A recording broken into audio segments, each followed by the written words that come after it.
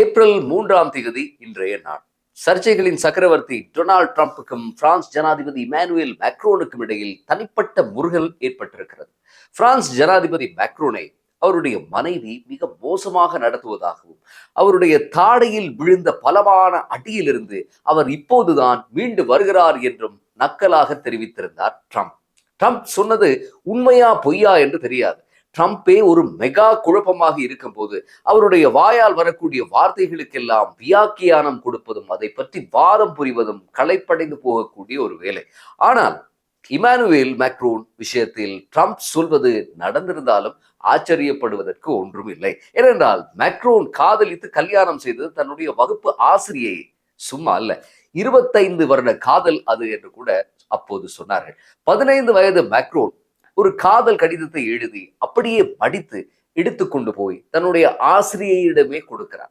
இங்கே வேடிக்கை என்னவென்றால், ஆசிரியையின் மகளும் அதே வகுப்பில் தான் படித்துக் கொண்டிருந்தாள். மேக்ரோன் ஆசிரியையின் மகளுக்கு காதல் கடிதம் எழுதிவிட்டு அதை நேரடியாக கொடுக்காமல் ஆசிரியையிடம் கொடுக்கும் பணிவான மாணவன் என்றே முழு வகுப்பும் அப்போது நினைத்திருக்கிறது. அந்நியன் படத்தில் அம்பி காதல் விண்ணப்பம் எல்லாம் எழுதி, மாமி இதை நந்தினிக்கு கொடுங்க என்று நடிகை சதாவினுடைய அம்மாவிடம் கொடுப்பார். அதுபோல உண்மையில் மேக்ரோன் ஆசிரியையின் மகளுக்கு கடிதம் எழுதியிருந்தால் அம்பி எழுதிய காதல் விண்ணப்பம் போலத்தான் ஆகியிருக்கும். ஆனால் மேக்ரோன் எழுதியது ஆசிரியையின் மகளுக்கு அல்ல, நேரடியாக ஆசிரியைக்கு. கடைசியில் இந்த விசித்திரமான ரோமியோவினுடைய காதல் ஜெயித்தது. இறுதியில் தன்னை விட 25 வயது கூடிய ஆசிரியை மணந்தார் மேக்ரோன். சரி, இப்போது நிகழ்காலத்துக்கு வருவோம். என்னதான் இருந்தாலும் மேக்ரோன் மனமுடித்திருப்பது அவருக்கு கல்வி கற்பித்த ஆசிரியையை. ஆகவே ஒரு ஆசிரியையாக அவருக்கு மேக்ரோனை கடிந்து கொள்ளும் உரிமை, தாடையில் 2 போடும் உரிமை எல்லாம் உண்டு என்று சுவாரஸ்யமாக இதை எடுத்துக்கொண்டு நாம் கடந்து சென்று விடுவதை தவிர வேறு வழி இல்லை. ட்ரம்புக்கு மேக்ரோன் மீது ஏகப்பட்ட ஆத்திரம் இருக்கிறது. அணு ஆயுத வல்லாதிக்க நாடான பிரான்ஸ் ஹோர்முஸை திறப்பதில் எந்தவித அக்கறையும் காட்டாத ஆத்திரம். அமெரிக்க ராணுவ விமானங்களை தன்னுடைய வான்பரப்பில் பறக்க தடை செய்த ஆத்திரம். இஸ்ரேலுக்கு ஆயுதங்களை கொண்டு செல்லும் அமெரிக்க விமானங்களுக்கு தன்னுடைய நாட்டு விமான நிலையங்களை டிரான்சிட் மையமாக கூட பயன்படுத்தக்கூடாது என்று தடை விதித்த ஆத்திரம் என்று எல்லா ஆத்திரங்களும் ட்ரம்புக்குள் அடங்கியிருந்தது. மனிதருக்கு இதற்கு மேல் பொறுமை காக்க முடியவில்லை. ராஜதந்திர மொழிகள் எல்லாவற்றையும் தூக்கி பரனில் போட்டுவிட்டு தன்னுடைய இயற்கை மொழியில் வாய் திறந்து விட்டார். உடைக்கப்பட்ட சோடா போத்தல் போல அமைந்து விட்டது அவருடைய பேச்சு. தென்கொரியாவுக்கு உத்தியோகபூர்வ விஜயம் மேற்கொண்டிருக்கும் மேக்ரோனிடம் இந்த விவகாரம் பற்றி ஊடகங்கள் தொடர்ச்சியாக கருத்து சொல்லும்படி வேண்டிக் கொண்ட போது ட்ரம்புக்கு சுருக்கமாக பதிலளித்திருக்கிறார் மேக்ரோன். நாகரீகமற்ற தரமற்ற கருத்துக்களுக்கு பதிலளிக்க வேண்டிய இந்த அவசியமும் தனக்கு இல்லை என்றும், ட்ரம்ப் முரண்பாடுகளினுடைய மொத்த உருவமாக இருப்பதாகவும், ஒவ்வொரு நாளும் அவர் பேச வேண்டிய எந்த கட்டாயமும் இல்லை என்றும் விளாசி தள்ளி இருக்கிறார் மேக்ரோன். ஆகவே இதையெல்லாம் பார்க்கும்போது அமெரிக்கா பிரான்ஸ் இடையே பல தசாப்தங்களுக்கு மேல் தொடரக்கூடிய நட்பில் ஒரு விரிசல் ஏற்படும் போலவே தெரிகிறது. ஏற்கனவே ஸ்பெயின் இந்த யுத்த காண்டத்தில் நடுநிலை என்ற வகைபாகத்தை எல்லாம் தாண்டி அமெரிக்காவையும் இஸ்ரேலையும் கடுமையாக சாடி நிற்கிறது. ஒரு காலத்தில் அமெரிக்கா போட்ட தாளத்துக்கெல்லாம் அமோகமாக நர்த்தனமாடிய பிரிட்டனும் இது எமக்கு எந்த விதத்திலும் சம்பந்தமில்லாத போர் என்று சொல்லியிருந்தது. இத்தாலியும் பிரான்ஸ் வழியில் அமெரிக்க விமானங்களுக்கு தன்னுடைய வான்பரப்பை மூடிவிட்டது. இதே போல இன்று ஆஸ்திரியாவும் அமெரிக்க விமானங்களுக்கு தங்களுடைய வான்பரப்பை வழங்க அனுமதி வழங்க முடியாது என்று கராராக சொல்லியிருக்கிறது. இப்படியாக ஐரோப்பாவினுடைய பொருளாதார பலமிகு நாடுகள் எல்லாம் அமெரிக்காவை விட்டு தொலை தூரம் ஓடிக்கொண்டிருக்கின்றன. ஆனால் இதையெல்லாம் புரிந்து கொள்ளும் நிலையில் ட்ரம்ப் இல்லை என்பதை அவருடைய குழப்பமான உரைகள் எமக்கு உணர்த்துகின்றன. ஈரான் பேரழிவு அணு ஆயுதங்களை வைத்திருப்பதாக கூறி யுத்தத்துக்கு சென்ற ட்ரம்ப் இன்று ஹோர்முஸை திறக்க உதவி வராததால் தம்முடைய நெடுங்கால நேச நாடுகளுடனும் நேட்டோவுடனும் கோபித்துக் கொண்டிருக்கிறார். ஒரு நர்சரி வகுப்பு பையன் போல.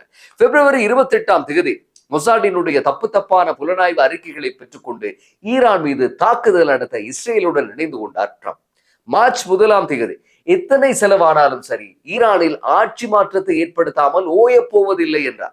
மார்ச் 4ஆம் தேதி ஈரான் மீது கடுமையாக தாக்குதல் நடத்தி முடித்திருப்பதாகவும், சுப்ரீம் லீடர் அயத்துல்லா ஹமேனி உட்பட ஈரானின் அதிகார பீடம் கொல்லப்பட்டிருப்பதாகவும், இனி ஈரானிய மக்கள் வீதியில் இறங்க வேண்டும் என்றும், அமெரிக்கா ஆட்சி மாற்றத்துக்கு வழி சமைத்து கொடுக்கும் என்றும் பேசினார்.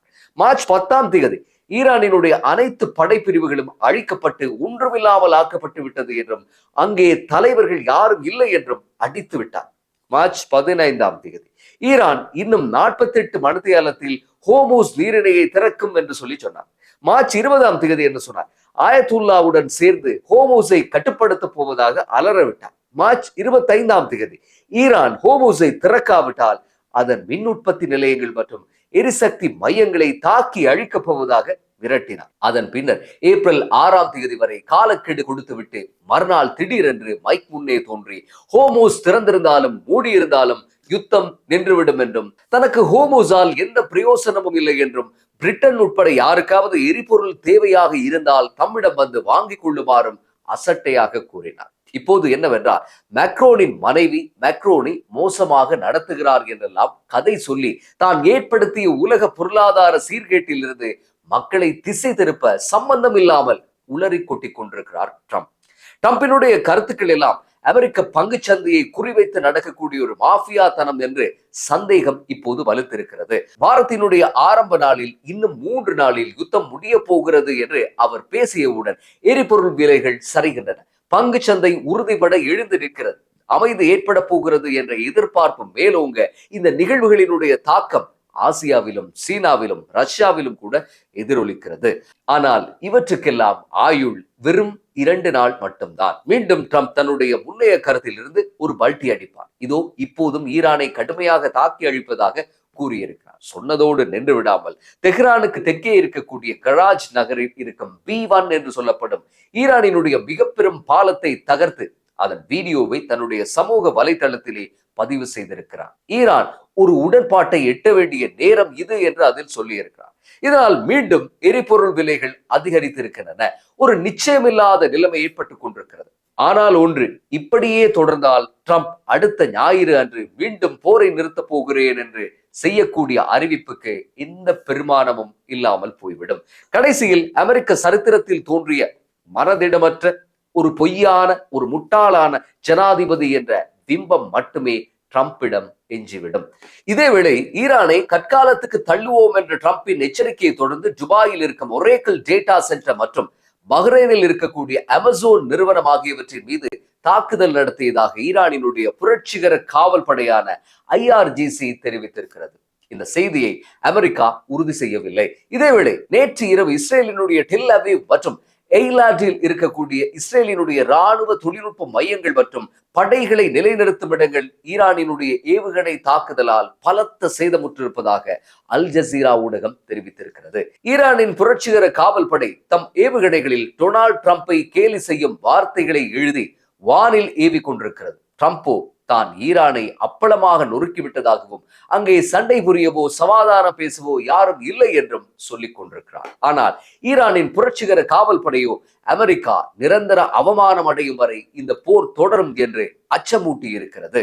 எங்கள் இராணுவத்தின் ஆற்றல்கள் மற்றும் ஆயுதங்கள் குறித்து அமெரிக்காவிடம் இருக்கும் தகவல்கள் எல்லாம் முழுமையில்லாதவை.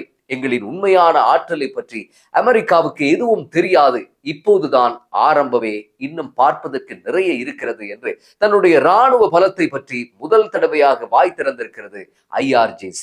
இதேவேளை முன்னாள் CIA அதிகாரியான ஜான் கிராகு என்பவர் வழங்கியிருக்கக்கூடிய ஒரு நேர்காணலுடன் இந்த வீடியோ பதிவை நாம் நிறைவு செய்யலாம். அந்த நேர்காணலில் அவர் என்ன சொல்லுகிறார்? ஒவ்வொரு இஸ்ரேல் பிரதமரும் ஈரான் மீது தாக்குதல் நடத்த துணை போகுமாறு கோரிக்கை விடுத்துக் கொண்டே இருப்பார்கள். ஆனால் எந்த ஒரு அமெரிக்க ஜனாதிபதியும் அந்த கோரிக்கைக்கு செவிசாய்க்கவில்லை. அவர்களுக்கு அதன் பாரதூரம் தெரிந்திருந்தது. ஆனால் ட்ரம்ப் தான் முட்டாள்தனமாக இஸ்ரேலின் அழுத்தத்துக்கு கட்டுப்பட்டார். இன்று வெல்ல முடியாத யுத்தம் ஒன்றுக்குள் எம்மை இழுத்து போய் வெளியேற முடியாமல் தத்தளித்துக் கொண்டிருக்கிறார் என்று சொன்னார் ஜோன் கிராகு. CIA நீண்ட காலம் பணிபுரிந்த ஒரு சிரேஷ்ட அதிகாரியை இப்படி சொல்லும் போது இதற்கு மேல் இந்த யுத்தத்தை பற்றி பேசுவதற்கு என்ன இருக்கிறது? மீண்டும் அடுத்த பதிவில் சந்திப்போம். நன்றி.